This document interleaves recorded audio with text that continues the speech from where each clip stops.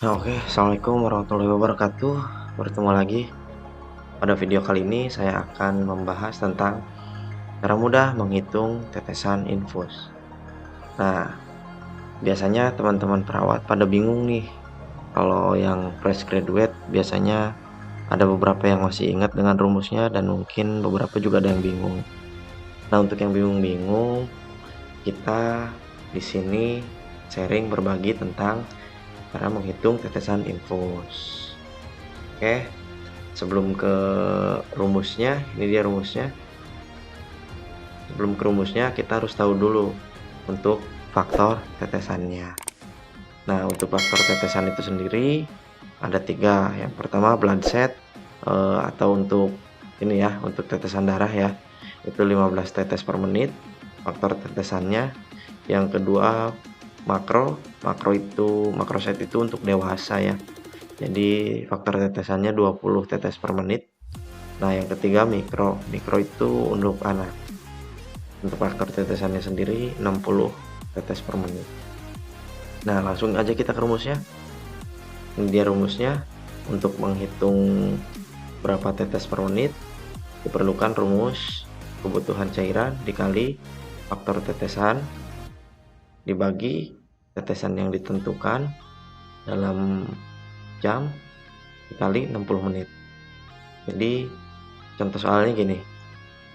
Ini dia contoh soalnya. Cairan yang tersedia 500 cc harus habis dalam 10 jam. Berapa jumlah tetesan setiap menitnya?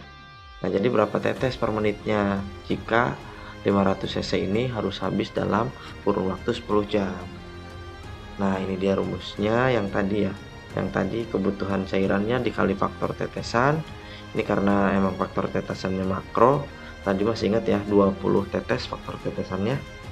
Nah, selanjutnya kebutuhan cairan dikali faktor tetesan, ini di sini ditulis 500 dikali 20 dibagi tetesan yang ditentukan dalam jam kali 60 menit. Jadi habisnya dalam waktu tadi 10 jam ya. 10 jam dikali 60 menit. Nah, jawabannya adalah 16,6 tetes untuk per menitnya. Jadi ketika dibulatkan menjadi 17 tetes per menit. Tapi teman-teman, dibalik cara yang tadi telah saya jelaskan, jadi emang ada cara yang lebih mudah untuk menghitung tetesan infus. Nah, cara menghitungnya gimana untuk yang lebih mudah? Ini dia. Jadi jumlah cairan yang dimasukkan berapa mili? Tadi 500 ya. Lamanya infus habis dalam berapa jam? Tadi 10 jam dikali 3. Tapi dengan catatan lamanya infus dalam jam dikali 3 terlebih dahulu ya. Jadi contoh, kita balik lagi ke contoh soal yang ini.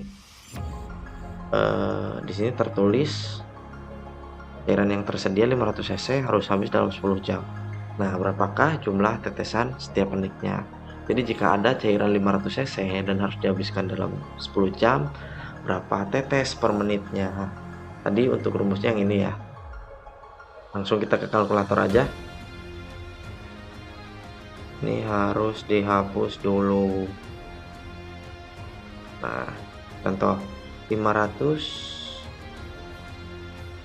sorry, tadi kan lamanya habis dalam jam itu 10 jam ya, jadi 10-nya itu kita kali 3 dulu, jadi 30. Nah, setelah itu baru kita bisa membaginya. 500 dibagi 30, langsung aja jawabannya. Nah, ini dia 16,666 sekian ya. Jadi kalau dibulatin ini 17 tetes per menit. Oke, bisa dipahami sampai sini ya. Nah, itu dia salah satu contoh cara menghitung tetesan infus. Nah, kita masih punya soal yang lain nih. Berapa tetes per menit jika cairan yang dimasukkan 500 cc dalam dan harus habis dalam waktu 8 jam. Oke, langsung kita hitung. Jadi 8 dikali 3 dulu nih. 8 dikali 3 berapa? Jumlahnya 24. Nah, baru ini bisa kita tentuin 500 dibagi 24. 500 dibagi 24. Jawabannya 20,8. Sekitar 20 atau 21 tetes. Nah, ini kalau dibuletin jadi 21 tetes nih. Oke. Sampai sini paham ya?